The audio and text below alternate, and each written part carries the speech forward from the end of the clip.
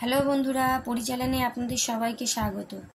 আজ আমি রান্না করব ট্যাংরা মাছের ঝোল। চলুন দেখে নেওয়া যাক ট্যাংরা মাছের ঝোল রান্না করার জন্য আমি কি কি উপকরণ নিয়েছি। এখানে আমি 4টে বড় সাইজের ট্যাংরা মাছ ভালো করে ধুয়ে পরিষ্কার করে নিয়েছি। এখানে আমি সরু সরু করে আলু কেটে নিয়েছি বেগুন, এখানে নিয়েছি কাঁচা লঙ্কা, টমেটো, আদা বাটা আর ধনেপাতা। এই মাছে আমি পেঁয়াজ রসুন কিছুই ব্যবহার করব না। মাছ ভেজে নেওয়ার জন্য আমি মাছে নুন হলুদ মাখিয়ে নিলাম। কড়া গরম হয়ে গেলে দিয়ে দেবো সর্ষের তেল। তেল গরম হয়ে গেলে এক এক করে সব মাছগুলো আমি ভেজে নেব।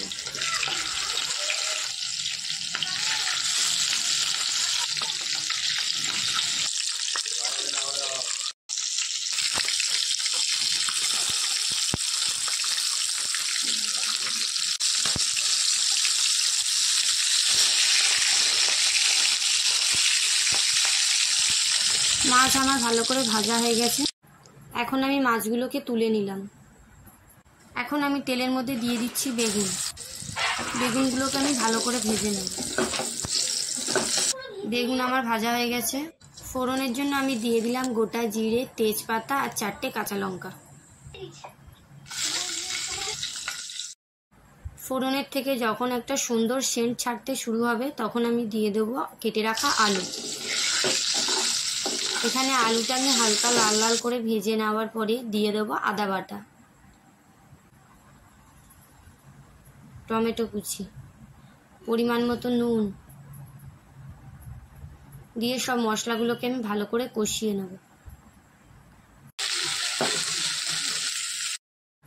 এখানে আমি হলুদ, লঙ্কার গুঁড়ো, জিরের গুঁড়ো, ধনের গুঁড়ো সামান্য জলে গুলে রেখেছিলাম, সেটি এখন দিয়ে দিলাম। এখন আমি 2 সেকেন্ড মতন সব মশলাগুলোকে আবার ভালো করে কষিয়ে নেব। এখন আমি দিয়ে দিলাম 2 বাটি জল।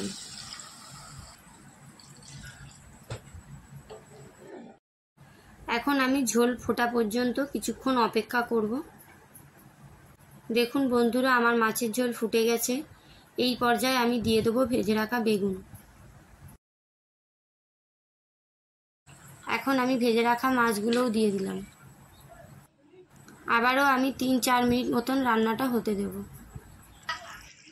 দেখুন বন্ধুরা, 3 থেকে 4 মিনিট পর আমি আবার ফিরে এসেছি। আমার এখানে আলু বেগুন দিয়ে ট্যাংরা মাছের ঝোল রেডি। সব শেষে আমি ধনেপাতা ছড়িয়ে কিছুক্ষণ ঢাকা দিয়ে রেখে এটি আমি পরিবেশন করব। আজকের রেসিপি আলু বেগুন দিয়ে ট্যাংরা মাছের ঝোল। আমার এই রেসিপিটি যদি আপনাদের পছন্দ হয়ে থাকে একটি লাইক করে কমেন্ট করবেন। এরকম আরও ভিডিও পেতে চ্যানেলটি সাবস্ক্রাইব করে পাশে থাকবেন।